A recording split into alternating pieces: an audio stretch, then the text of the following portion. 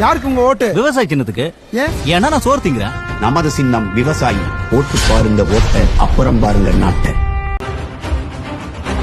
கொலைவாளினை எடடா மிகு கொடியோர் செயல் அறவே.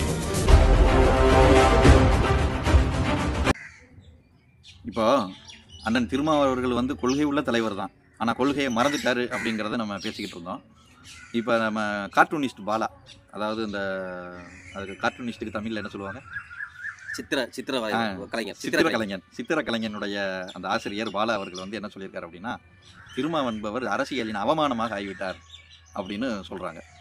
எதனால் அப்படி சொல்கிறாரு அப்படின்னா, அந்த சமீபத்தில் நடந்த துப்புரவு பணியாளர்களினுடைய விஷயம், அந்த வேலை வாய்ப்பு விஷயத்தில் அதை அரசு பணியாக மாற்றணும்னு முதல்ல பேசுகிறாரு.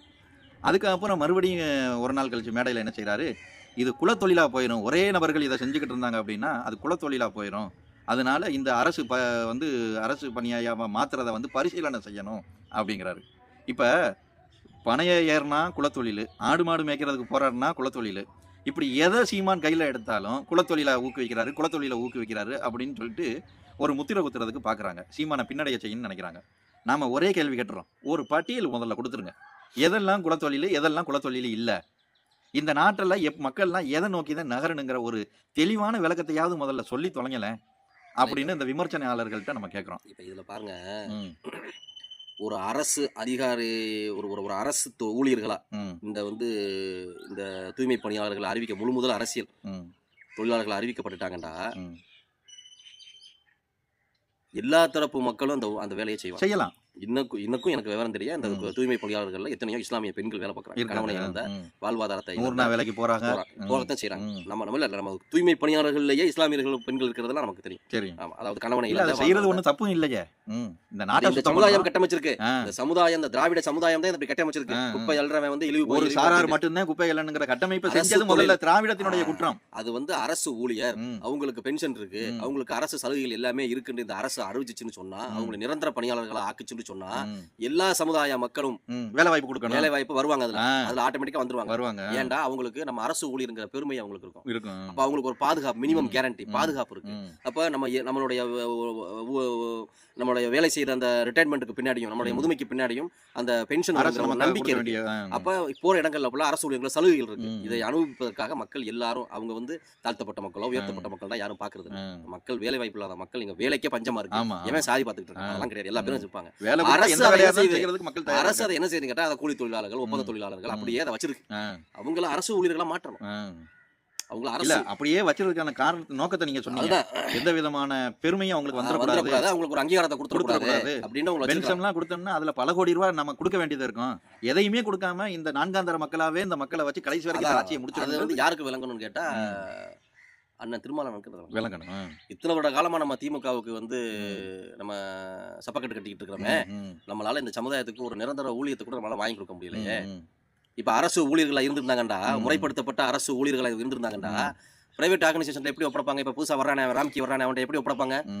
அப்படியே ஹேண்ட் ஓவர் பண்ணிடுவாங்க லேபரோட. நான் என்ன உரிமைகள் சலுகைகள் கொடுத்தனோ அதை நீனும் கொடுக்கணும். கொடுக்க மாட்டான், கொடுக்கறவனுக்கு கொடுங்க, அதை கொடுக்கறவனுக்கு கொடுங்க. ராம்கி கொடுக்க முடியலையா? ராம்கி இல்லையா இன்னும் வேற ஒரு கம்பெனிக்கு டெண்டர் கொடுங்க. அவனுக்கு கொடுக்க முடியலையா விட்டுருங்க, பிரைவேடைசேஷன் ஆக்காம அரசே நடத்துங்க. ஆமா, அரசுல எத்தனை அமைச்சர் இருக்காங்க, எத்தனை ஒவ்வொரு துறைக்கு அமைச்சர் போடுறீங்க, ஒவ்வொரு துறைக்கு எம்எல்ஏ போடுறீங்க. இதெல்லாம் நாட்டினுடைய அரசினுடைய பெருமை சேர்க்க வேண்டிய விஷயம். நாட்டின் பெருமை. ஏன்டா ஒரு வெளிநாட்டு மக்கள் ஒரு சுற்றுலாத்தலத்துக்கு வரப்போகும்போது ஊர் சுத்தமா இருக்கிறது, வைக்கிறது, கொள்றதெல்லாம் பார்த்துட்டு பெருமை வருவாங்க, யாருடைய ஆட்சி அப்படின்னு பேசக்கூடிய அளவுக்கு நம்மளே சமூக வலைதளங்கள்ல பாக்குறோம். ஒவ்வொரு நாட்டிலையும் போய் நீங்க தனியார் கொடுத்துட்டு என்னத்தை நீங்க கட்டி அமைக்க போறீங்க? கமிஷன் தான் வேற. தனியார் கட்டி ஒரு கிலோவுக்கு 13 ரூபாய் குப்பல்றதுக்கு. ஒரு கிலோவுக்கு ராம்கி நிறுவனத்துக்கு டெண்டர் அமௌண்ட் 13 ரூபாய். அப்ப 13 ரூபாய்க்கு கொடுத்து அந்த 1 கிலோ குப்பை அள்ளுறதுக்கு கூட அந்த அரசால முடியல. அதே அரசு அள்ளுனா அந்த 13 ரூபாய் நமக்கு லாபம் தானே. அந்த லாபத்தை அந்த ஊழியர்களுக்கு கொடு. இது பொருளாதார கட்டமைப்பு. இது நம்ம பெருசா பேசணும், நம்ம சுருக்கமா வேற விஷயம் நம்ம விஷயத்துக்கு வந்துருவோம். அப்ப இப்படி அண்ணன் கொள்கை தவறி திரும்ப அண்ணன் பேச போகும் பொழுது உங்களை எல்லாரும் விமர்சனம் செய்ய ஆரம்பிக்கிறாங்க. இல்ல கபடதாரி மாதிரி நாடகம் மாதிரி நீங்க உங்களுடைய இளமையை ஃபுல்லா நல்ல பேரை எடுத்துட்டு முதுமையில உங்களுடைய பேரை கெடுக்குறீங்கன்னா நாளைக்கு வரலாறு உங்களை அதை மன்னிக்காது. அதுலயும் குறிப்பா நீங்க சீமான வீழ்த்துறதுக்கு சில வார்த்தைகளை எல்லாம் பேசுறீங்க, விமர்சனங்கள் செய்றீங்க. குலத்தொழிலை ஊக்குவிக்கிறான், RSS சிந்தனைக்கு வழிவகுக்கிறான் அப்படின்னு சொல்லிட்டு. ஆனா இது ரொம்ப பெரிய தவறு. இன்னைக்கு இந்த சித்திரை கலைஞன் திரு பாலா அவர்கள் சொன்னது போல அரசியலில் ஒரு அவமானமாக நீங்கள் பார்க்கப்பட்டு விட்டீர்கள் என்பதை நீங்க உணரணும். இப்ப ஏங்க பாலாவாவது தமிழ் தேசிய சிந்தனை உள்ளவர், சவுக்கு சங்கருக்குலாம் என்ன கொள்கை இருக்குது? அந்த ஆளு சொல்றாங்க, என்ன சொல்றாப்புலன்னா திருமா அவர்கள் வந்து திமுகவினுடைய கூலிப்படையா மாறிட்டாருங்கிறான். ஒரு குறிப்பிட்ட கட்டத்துக்கு மேல ஒருத்தரோட பயணிக்க போகும்போது இந்த அவச்சொல்களை தாங்கி தான் பயணிக்கணும். ஏன்டா ஒரு லாபம் இல்லாம, ஒரு லாப கண்ணோட்டம் இல்லாம எது செஞ்சாலும் பரவாயில்லைன்னு நிபந்தனையற்ற ஒரு ஆதரவு இருக்கு பாருங்க. அது பெரிய இல்ல இப்படி பொதுத்தலங்களை பேச நமக்கு வருத்தமா இருக்குது. யாருக்குமே உங்களை வந்து இந்த சமுதாயம் ஒரு புரட்சியாளனா பாக்குது. நீங்க போய் வந்து ஹுமாயூன் அண்ணன் வந்து திமிரி அடி திருப்பி அடி குப்பரப்படுங்கிற சொன்னதை மட்டும் உங்களுக்கு கோவம் வருதுல. அப்ப கோவம் வருதுன்னா உங்களுடைய நிகழ்வுகள் அப்படி இருக்கு. உங்களுடைய நீங்க ஒரு கட்சிக்கு வந்து கொள்கை சார்ந்த கூட்டணி என்பது வேறு, கட்சி சார்ந்த கூட்டணி என்பது வேறு வியாக்கியானியம் பேசுறீங்கல்ல. நீ திமுகவுக்கு கொடுத்திருக்கிறது நிபந்தனையற்ற கூட்டணி கொடுத்திருக்கீங்க. அதனாலதான் உங்களால என்ன செய்ய முடியல. மக்கள் இவ்வளவு விமர்சனங்கள் உங்க மேல வந்து அள்ளி கொட்டுறாங்க. உங்களால பதில் சொல்ல முடியல. பத்திரிகை விமர்சகர்கள், அரசியல் விமர்சகர்கள், பத்திரிகையாளர்கள், இந்த சித்திரை எழுத்து கலைஞர் இவங்களுடைய பேச்சுக்கள், இப்ப என்னை போன்றவங்க உங்க மேல வைக்கிற விமர்சனங்கள்லாம் நீங்க நடக்கிற நடவடிக்கை திமுகவுக்கு நிபந்தனையற்ற கூட்டணியை கொடுத்துறீங்க. நீங்க என்ன செஞ்சாலும் பரவாயில்ல, எங்களுக்கு சீட்டு போதுங்கிற தான் எங்களுக்கு பிரதிபலிக்குது. இது ஒரு நடவடிக்கை எங்களுக்கு பிரதிபலிக்குது. அதை சொல்றதுக்கு உங்களுக்கு என்ன ஏற்றுக்கொள்ள முடியல. அப்ப உங்களுடைய கூட்டணி தத்துவத்தை மாத்துங்க. உங்களுடைய கூட்டணி அரசியல் தத்துவத்தை மாத்துங்க. சமுதாயத்துக்கு வந்துட்டோம்டாக்க நம்ம விமர்சனத்தை வந்து கடந்து போக முடியும். அவங்க மக்கள் இன்னொரு விமர்சனத்தை பத்திரிகையாளர் மணி சொன்னாங்க, விஜய் கட்சி ஆரம்பிச்ச உடனே சீமானுக்கு தான் வாக்கு சதவீதம் குறையும். அது முக்கியமா கவனிக்கப்படக்கூடிய ஒரு செய்தி. அது நான் அந்த காணொலியை பார்த்தேன். அதாவது அவர் என்ன சொல்ல வர்றாரு அப்படின்னு கேட்டா, விஜயினுடைய வருகைக்கு பின்பு சீமா நாம் தமிழர் கட்சியில இருந்ததான் அதிகமான ஓட்டுச்சரிவு நான் கணிச்சேன். ஆனால் நிலைமை மாறிக்கொண்டிருக்கிறது. விடுதலை சிறுத்தைகள் கட்சியில இருந்துதான் அதிகமான சரிவு இருக்கிறதா நான் கருதுறேன். அதுதான் நடக்குது. இன்னொரு விஷயம் சொன்னாரு, நான் நினைச்சது தப்பு, சீமானுடைய சரிவு அதிகமாகும் நினைச்சது தப்பு, என்னுடைய சிந்தனையை நான் மாத்திக்கிறேன், திருமாவுக்கு தான் அதிகமான சரிவு. இப்ப கேட்டுட்டீங்களா, உங்களையும் என்னையும் வந்து அண்ணன் சீமான் வந்து காற்றடித்தால் பறக்கக்கூடிய பதர்கள் அல்ல, நிலைத்து நெல்மணிகள் எல்லாம் வந்து இன்னும் எத்தனை விஜய் வந்து கட்சி ஆரம்பிச்சாலும் சரிதான் சீமானுடைய சரிவை யாராலும் ஏற்படுத்த முடியாது. ஏன்னு கேட்டா உண்மையும் நேர்மையுமாக கொள்கையை அடிப்படையாக வைத்து மக்கள் நலன் கருதி செய்யக்கூடிய வந்துட்டு போயிட்டாரு. அந்த புயலுக்கே நாம் தமிழர் கட்சி சரியில்லையே. என்ன டிடிவி தினகரன் அரசியல் வேறு உண்டுனவர் அதிமுக, அவர் கட்சி ஆரம்பிச்சு அரசியல் சலசலப்பெல்லாம் இருக்கத்தான் செய்யும். ஒருத்தர் கட்சி ஆரம்பிச்சோன்னா ஒருத்தருக்கு சரி வந்து பத்திரிகையாளர் மணி வந்து அவங்க அதை கணிச்சிருக்காங்க. அப்புறம் அவங்களுடைய தவறு அவங்களே ஒப்புக்கிட்டாங்க. பெருமையா இருக்குது. அவங்களை நம்ம பாராட்டுறோம். அவங்களுடைய விமர்சனங்கள் நம்ம தொடர்ந்து நம்ம பார்க்கிறோம். நடுநிலையோட செய்யறாங்க. சீமானன் செய்யற தவறையும் தவறுன்னு சுட்டி காட்டுறாங்க, சரியாவும் சரின்னு பாராட்டி பேசுறாங்க. நேரடியாக பல கேள்விகளை கேட்டு பதில் வாங்கியிருக்காரு. அண்ணன் பத்திரிகையாளர் மணி அவர்களை மனதார நம்ம நாம் தமிழர் கட்சியின் சார்பாக வாழ்த்தி மகிழ்கிறோம்.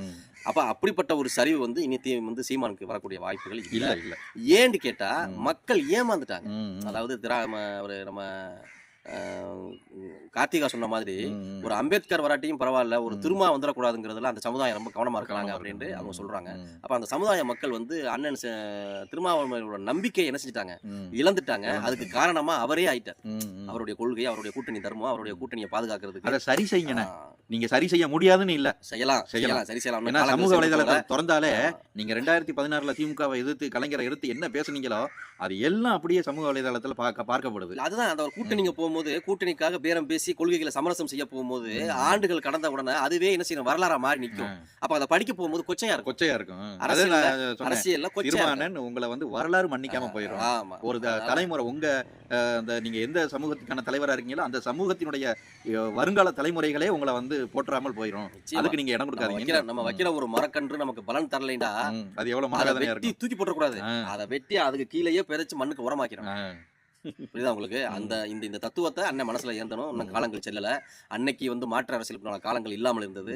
இன்னைக்கு முழு முதலா ஒரு மாற்று சக்தி உருவாகி கொண்டிருக்கிறது. நீங்கள் உங்களுடைய அரசியலை கண்ணியப்படுத்த வேண்டும் என்று நினைத்தீர்கள் என்றால், நான் இப்படியே பட்டவட்டமா சொல்றேன், உங்கள் அரசியல் பேசப்பட வேண்டும், உங்கள் அரசியல் வரலாற்றில் வெகுமதிக்கப்பட வேண்டும் அப்படின்னு நினைச்சீங்கன்னா நீங்கள் வந்து ஒரு சரியான கொள்கையில அண்ணன் செந்தமிழன் சீமான், நாம் தமிழர் கட்சி, தமிழ் தேசிய கொள்கைங்கிற புரட்சி கொள்கையில இணைந்து நீங்க வந்து மக்களுக்கு நலனான அரசியலை முன்னெடுங்க. அதுக்கு உண்டான நகர்வுகளை நகர்த்துங்க. அதிகாரம் மட்டுமே போதுமானதல்ல, அதிகாரத்தோடு சேர்ந்த சுதந்திரமும் வேண்டும். மக்களிடம் இப்போது இருப்பது அதிகாரங்கள். 4 சீட்டுகள் வச்சிருக்கீங்க, அதிகாரம் இருக்கிறது. அதனால் நீங்கள் நினைச்சதை செய்ய முடியக்கூடிய சுதந்திரம் உங்களுக்கு இருக்கிறதா, அந்த சுதந்திரத்தை கூட்டணி தலைவர் வாங்கிடுவாரு. அப்ப அந்த சுதந்திரமற்ற அந்த அதிகாரத்தை வைத்து நீங்க என்ன செய்ய போறீங்க? உங்கள் பேரை நீங்களே கொச்சைப்படுத்திக் கொள்ளாதீர்கள், உங்கள் அரசியலை நீங்களே கலங்கப்படுத்திக் கொள்ளாதீர்கள். அந்த சித்திரை கலைஞன் பாலா அவர்கள் வந்து விஜய்க்கு ஒரு டைட்டில் கொடுத்திருக்காரு. அண்ணன் திருமா அவர்களுக்கு ஒரு டைட்டில் கொடுத்த மாதிரி விஜய் அவர்களுக்கு டைட்டில் கொடுத்திருக்காரு. என்ன டைட்டில்னா, அரசியலின் ஒரு ஐட்டம் டான்சர். இப்ப நம்ம ஒரு திரைப்படம் பார்த்துக்கிட்டு இருக்க போகும்போது ஒரு கிளுகிளுப்புக்காக ஆமா. வேண்டி ஒரு ஒரு என்ன சொல்றது, அதான் தமிழ்ல சொல்றது குடுகுடு ஒரு பெஞ்சு கவர்ச்சி பாடல்னு சொல்லுவாங்க. தமிழ்ல வந்து கவர்ச்சி குடுகுடு பெம்பாங்க. அது எப்படி கேட்டா அமைதியான சூழல் மத்தியில வந்து அப்படி கிளு ஆட்டி விட்டு போயிடும். பாடல். அந்த ஒரு ஒரு குடுகுடு பெஞ்சு சொல்லலாம், சின்ன பிள்ளைங்களுக்கு விளையாட்டு காட்டுற கிளு பெஞ்சு சொல்லலாம். அதை வந்து அவர் கொஞ்சம் கொச்சையா சொல்லிட்டாரு. ஆமா. அவர் பாணியில இல்ல, சொல்லிட்டாரு. அவர் சினிமாங்கிறதுனால அந்த சினிமானால சினிமாலயே அவர் அவருக்கு சொல்லிட்டாரு. ஒப்பிட்டு ரெண்டாவது சொல்லிட்டாரு. விஜய்க்கு ஐட்டம் டான்ஸ்னு சொல்றதுல ஒன்றும் தப்பு இல்ல. ம், அவர் ம். அந்த துறையை சார்ந்ததுனால அதை புரிஞ்சு இலவா அந்த ரேம்ப் புரிஞ்சுக்குவாரு. பார்க்கப்போ அவர் அதைத்தானே செஞ்சுட்டு போனார். ஐட்டம் டான்சர் மாதிரி தானே ஆடிட்டு போனாரு. ஆமா. இதுக்கு இடையில இப்ப அண்ணன் வந்து நீங்க சொன்ன உடனே எனக்கு இந்த செய்தி ஞாபகம் வருது. இதுக்கு இடையில இப்ப அண்ணன் வந்து அஹ், இணையதளத்துல வந்து உரையாடுறாங்க. கட்சியில இருந்து ஒரு இணையதளம் ஆரம்பிச்சிருக்காங்க. யாரு? தமிழக வெற்றி கழகத்துல இருந்து ம். விஜய் அண்ணா விஜயா? ஆமா விஜய் அண்ணா வந்து விஜய் அண்ணா. ஆரம்பிச்சிருக்காங்க. ம்.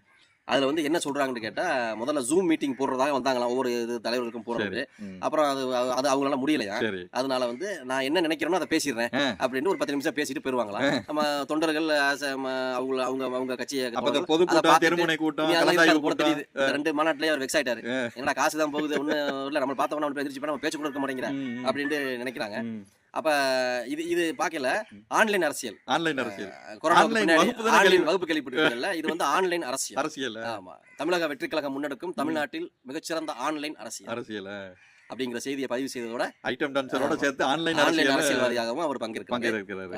அப்பப்போ தோன்றுவார், அப்பப்போ பேசுவார் அப்படிங்கிற மாதிரி இருக்கு. இது வந்து தமிழ்நாட்டுக்கு ஏற்பட்ட சாபக்கேடுன்னு சொல்லலாமா? இல்ல, கலைஞர்கள் அரசியலுக்கு வந்தா இதான் நடக்கும். ம், ம். கலைஞர்கள் அரசியலுக்கு வந்தா நம்ம கலைஞர் வந்து என்ன இல்ல, செஞ்சாரு? கலைஞர்கள் அரசியலுக்கு வர்றது தப்பு இல்ல, கொள்கையோட வரணும்ல. வரும். எங்களுக்கு இப்ப அவர் சொல்றாரு பாஜக வந்து கொள்கை எதிரி, திமுக வந்து அரசியல் எதிரி. முதல்ல உங்க கொள்கையை சொல்லுங்க ஜி, அதுக்கப்புறம் அது திமுகவுக்கு எதிரியா இல்ல பாஜகவுக்கு எதிரியான்னு நாங்க முடிவு பண்ணிக்கிறோம். அவ்வளவுதான். கொள்கையவே சொல்லாம இது பாஜக கொள்கை எதிரி, அரசியல் திமுக அரசியல் எதிரி, இதுவே ஒரு கொள்கையா? ஆமா. இல்ல, அவருக்கு அதை பத்தின அது அண்ணன் சொன்னார்ல, பாஜகங்கிறது மனித குலத்தின் எதிரி, இது கொள்கை. திமுகங்கிறது காங்கிரஸ்ங்கிறது தமிழ் இனத்தின் எதிரி அப்படிங்கறது இது கொள்கை. நீங்க கொள்கை எதிரிங்கிறீங்க, முதல்ல உங்க கொள்கையை அது சொல்லுங்க. அந்த அப்பதான் அது வார்த்தை, எதிரி. நீங்க சொல்ற அந்த வார்த்தைய ம், இந்த சூழ்நிலையில பிரயோகிப்பதற்கு ஒரு ஆண்மையும் தைரியமும் வேணும். ம். நீங்க 2 வார்த்தை சொன்னீங்க, ஏன்னா 2மே கோல் வச்சுக்கிட்டு இருக்கு. ஆமா, பிஜேபி வந்து கிட்டத்தட்ட 7-8 மாநிலங்கள்ல வந்து முதலமைச்சரை வச்சுக்கிட்டு ஆமா. அராஜகம் ஆட்சி பண்ணிக்கிட்டு இருக்கான். ஆமா, பாராளுமன்றத்துல ஆமா.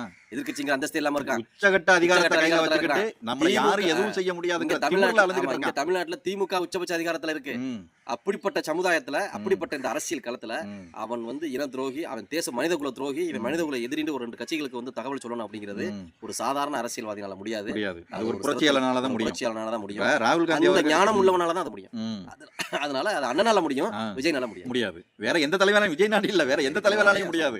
இப்ப ராகுல் காந்தி கூட என்ன சொல்றாரு, இந்த பிஜேபி மோடி ஜெயிச்சது வந்து செல்லாது, திருட்டு ஓட்டுகள்ல வென்றிருக்காரு அப்படின்னு. ம். இத்தனை வருஷம் நாட்டுக்காக வேண்டி கட்சி ஆரம்பிச்சீங்க, கோமால இருந்து கோபால் நடந்திருக்காரு. காட்டு கத்துனா சீமா எலக்ட்ரானிக் மிஷின்ல தேர்தல் நடத்தாத, சரி, வாக்குச்சீட்டு முறையில கொண்டு வா அப்படின்னு. சரி. என்னைக்காவது அதை நீ பாராளுமன்றத்துல பேசிருக்கியா? அப்ப சுதந்திர கொடி வீசியதற்கு பின்னாடி நான் பார்த்தது காங்கிரஸ் கொடி வீசி. ஆ, அப்பவே ஆரம்பிச்ச கட்சி, இந்த நாட்டினுடைய தாய்மை கட்சி ஆ, காங்கிரஸ். ஆ, இந்த நாட்டினுடைய தாய்மை தாய்மை கட்சி. கட்சி. ம், எவ்வளவு பவர்ல இருக்கீங்க. ஆ, அந்த செய்தியை போட்டீங்கல்ல, ஆ, அதுக்கு அடுத்து என்ன நிகழ்வு? ஆ. அதுக்கு அடுத்த முன்னெடுப்பு இப்ப வருகிற தேர்தலில் பேலட் பாக்ஸ் முறையா நீங்க இது பண்ணுவீங்களா? போராட்டம் பண்ணிருவியா? தேர்தல் ஆணையத்திட்ட ஒரு அலுவலகம் முன்னாடி ஒரு போராட்டத்தை அறிவி. இல்ல உங்க கட்சிகள் நாமினேஷன் தாக்கல் பண்ணாம புறக்கணிப்பு செய்வீங்களா? தேர்தல் ஜனநாயகத்தை புறக்கணிப்பீங்களா? மாட்டாங்கல்ல, செஞ்சீங்கன்னா தேர்தல் ஆணையம் முடிவுக்கு வந்துரும்ல. முடிவுக்கு இந்த வந்துரும்ல. தேர்தல் வந்து அவங்க வந்து பங்கேற்க மாட்டேங்கிறாங்க, அதனால ஜனநாயகம் எப்படி நடத்த முடியாது, நடத்த முடியாது. அப்ப வாக்குச்சீட்டு ballot box முறையில நடத்துவோம். ஆமா பேலட் பாக்ஸ் முறைக்கு போயிருவோம் அப்படிங்கிற மாதிரி அவங்க அதை செய்வீங்களா? நீங்க அந்த அழுத்தம் நீங்க கொடுப்பீங்களா? அதை செஞ்ச மாதிரி பத்திரிகை நியூஸ் செய்தி வரலையே. இதுதான் காங்கிரஸ். இதுதான் காங்கிரஸ். காங்கிரஸுக்கு ஒரு செய்தியை சொல்லிக்கிருவோம், நீ ஆடுன ஆட்டம் சரியில்லைன்னு சொல்லிட்டு தான் இந்த தருதல் ஆட்டம் வந்துச்சு பிஜேபி. ஆமா. இப்ப இந்த தருதல் ஆட்டம் சரியில்லைன்னு நீ மேற்கொண்டு கூத்தாடி ஆட்டம் ஆடலாம்னு நீ மறுபடியும் துடிக்கிற. உள்ளூர் ஆட்டக்காரி சரியில்லை, வெளியூர் ஆட்டக்காரியை கூட்டி வந்தாங்க. அவன் வானத்துக்கு பூமிக்கு ஆடுறாங்கிற கதையா இருக்கு. குடும்ப கோயிலுக்கு போனா அங்க ரெண்டு குடும்பம் அவுத்து போட்டு ஆடிச்சான், அந்த கதையா இருக்கு. இந்த அரசியல் இதுக்கு இடையில ஐட்டம் டான்சர் வேற வந்திருக்காரு. தமிழ்நாட்டுக்கு இந்தியாவுக்கு ஏற்பட்ட எல்லாம் ஒரே குட்டையில உருள மாட்டாங்க. எல்லாம் ஒரே குட்டையில உருள மாட்டாங்க. ஏன்டா பெரிய அறிவார்ந்த சிந்தனை இல்ல, கொள்கை இல்ல, கோட்பாடு இல்ல, கட்சி தலைவர்கள் இந்த இல்ல. நாடு எதை நோக்கி பயக்கணும், நாட்டு மக்களுக்கு காங்கிரஸ் எதை கட்சிக்கு இன்னமும் தலைவர் யாருங்கிற பிரச்சனையை தீர்க்க முடியலங்க. அப்புறம் எப்படிங்க மக்கள் பிரச்சனையை தீர்ப்பேன்? ஒவ்வொரு பாராளுமன்ற தேர்தலையும், ஒவ்வொரு சட்டமன்ற தேர்தலையும், ஒவ்வொரு 5 வருஷத்துக்கு ஒருக்கா காங்கிரஸ் கட்சியினுடைய தலைவர் யாரு, காங்கிரஸ் கட்சியினுடைய தலைவர் யாரு, சோனியா காந்தியா அல்லது வந்து பிரியங்கா காந்தியா, ராகுல் காந்தியாங்கிற குழப்பத்திலேயே இந்த நாட்டு மக்கள் கடந்து செஞ்சுட்டாங்க. இவன் எப்படி அந்த குழப்பத்தையும் தீர்க்க முடியல? இவன் எப்படி மக்கள் குழப்பத்தை தீர்ப்பான்? இப்ப இவங்க வந்து அவங்க கட்சி ஆரம்பிச்சு வச்சுக்கிட்டு பிரச்சனை பண்ண பிரச்சனை இல்ல, மக்களுடைய வரிப்பணத்தை வாங்கி வச்சுக்கிட்டுல இந்த வேலையை பண்றாங்க. அதுல நமக்கு சங்கடமா இருக்கு. இப்ப நம்ம அந்த நாட்டுக்கு வந்து வரிகுடா இயக்கத்தை ஒண்ணு கட்டமைக்கலான்னு பார்த்தா முடியல. ஏன்னா இவன் வரியை வந்து அத்தியாவசிய பொருள்ல கொண்டு வந்து திணிச்சு அது மூலியமா வரியை வாங்கிட்டு இருக்கான். இப்போ இதுக்கான முடிவு இல்லாமல் மக்கள் அல்லல் பட்டுக்கிட்டு இருக்காங்க. மின்சார கட்டண உயர்வு, இப்போ ராமநாதபுரத்தில் வந்து ஓஎன்ஜிசி ஆமா 20 இடங்கள்ல கிணறு தோண்டுறதுக்கு திட்டமிட்டு இருக்காங்க. இப்போ மத்திய அரசு வந்து என்ன வேலை செஞ்சுக்கிட்டு இருக்காங்க? ராகுல் காந்தி இதை பற்றி வாய் திறப்பாரா? செஞ்சது மோடி. நாட்டு மக்கள் எல்லாம் ஒரு போக்கில் போய்கிட்டு இருக்க போகும்போது நீ நைஸா ஓஎன்ஜிசியை கொண்டு வந்து இந்த நிலத்தை நாசமாக்குற வேலையை பார்த்துக்கிட்டு இருக்காங்க. இந்த நாட்டுல சுதந்திரத்துக்கு பின்னாடி இப்ப தற்போது எது மக்கள் நலனுக்கான அரசியல் ஆய்வு நிகழ்வுகளா இல்லாம மக்கள் விரோத சக்திகள் எது கார்பரேட் மயமாக்குறது, இந்த இயற்கை வளங்கள் அடிக்கிறது, இது எல்லாத்துக்கும் தாய்மையா இருந்தது காங்கிரஸ் தாங்க. பின்னாடி பேக்ரவுண்ட்ல காங்கிரஸ் தாங்க இருக்கு. இன்னைக்கு செய்யறது கண்டா பிஜேபி இருக்கலாம், அதுக்கு வரையறையிட்டது, அதுக்கு சொல்லி கொடுத்தது, பாடம் எடுத்தது எல்லாம் காங்கிரஸ் தாங்க. ஏன்னா காங்கிரஸ் தவிர அந்த நாட்டை வேற யாரும் ஆளுங்க. ஆமா ஆமா ஆமா. சரி பாப்போம். மக்கள் புரட்சி தான் இதுக்கு எப்பவுமே தீர்வு இருக்கும். தமிழ்நாட்டில் நம்ம அண்ணன் இருக்கிற மாதிரி அங்க மம்தா இருக்கிறாங்க. இப்படி ஒவ்வொரு மாநிலங்களையும் ஒரு புரட்சி ஏற்படும். புரட்சி வந்து முதல் உருவாகிற புரட்சிக்கு தான் காலதாமதமாகும். ஒருத்தர் உருவாகி அதை வெற்றி கண்டாருன்னு சொன்னா அந்த புரட்சி அப்படியே காட்டு போல பரவ ஆரம்பிச்சிடும். மாநிலங்கள் முழுவதும் பரவும், அதுக்கப்புறம் நாடு முழுவதும் பரவும். அப்புறம் டெல்லியில அடிக்கடி சொல்லுவாங்க, இதுவரை வாழ்ந்தது போல் இனி வாழ முடியாதுங்கிற எண்ணம் மக்கள் மனசுல வந்துருச்சுன்னா புரட்சி. இந்த தலைவர்கள் எல்லாம் குப்பையில் வீசப்படுவார்கள்னு சொல்லுவாங்க. அவன் எது செஞ்சாலும் அது புரட்சியா போயிடும். அந்த வாழ முடியாத மக்கள் இலங்கையில பார்த்தோம். அவன் எது செஞ்சாலும் வீட்டுக்குள்ள புகுந்து கேஸ் சிலிண்டரை தூக்குனேன், காரை ஒட்டச்சான். உணவுப் பொருட்கள் எது இருக்குது, அத்தியாவசிய பொருட்கள் எது இருக்குன்னு தேடினானே ஒழிய ராஜபக்ச வீட்டுல இருக்க அடிக்கிறத கார்களை அவன் தூக்கணும் அவன் விரும்பல. இல்ல எண்ணற்ற நிகழ்வுகள் அப்படி இயற்கை நமக்கு வந்து கையளிச்சிருக்குது. கண்டிப்பா மக்களுக்கு படிப்பினைக்கு கையளிச்சிருக்குது. கொரோனாவெல்லாம் அப்படித்தானே சொல்லணும். கொரோனாவில் யாரும் பொருளை தான் தேடினாங்களே தவிர பொண்ணையும் பொருளையும் பணத்தையும் நிலம் வேணும், பட்டா வேணும், பத்திரம் போடணும்னு சொல்லிட்டு அவனு காப்பாத்தினாங்க. அதுக்கப்புறம் வாழ்வதற்கான உணவுப் பொருட்களை தேடினாங்க. அதுதானே தவிர உணர்வாங்க. சரியான தலைவன் வந்தால் மக்கள் சரியாக பயணிப்பார்கள். கண்டிப்பா. அந்த மக்களுக்கான ஒரு அரசியல் படுத்தும் முகமாகத்தான் சீமான் வாழ்ந்து கொண்டிருக்கிறார். போர்வாள் வீரர்களுக்கு நன்றியும் வாழ்த்துக்களையும். நன்றி வாழ்த்துக்கள். நாம் தமிழர். சார், இப்போ கவினோட அப்பா கூடலாம் தொடர்புல இருந்தவர் திருமாவளவன். என்னைக்கோ இறந்து போன எம்ஜிஆர், ஜெயலலிதா அவங்கள பத்தி இன்னைக்கு பேசுறாரு. ஆனா இப்படியான ஒரு சார்ஜஸை திருமாவளவன் ஏன் வைக்கல? கோரிக்கையை ஏன் சார் வைக்கல? திருமாவளவன் எல்லாம் முழுக்க திமுகவின் கூலிப்படையாக மாறிவிட்டார் என்பதைத்தான் நாம் அவரது நடத்தையிலிருந்து புரிந்து கொள்ள முடிகிறது.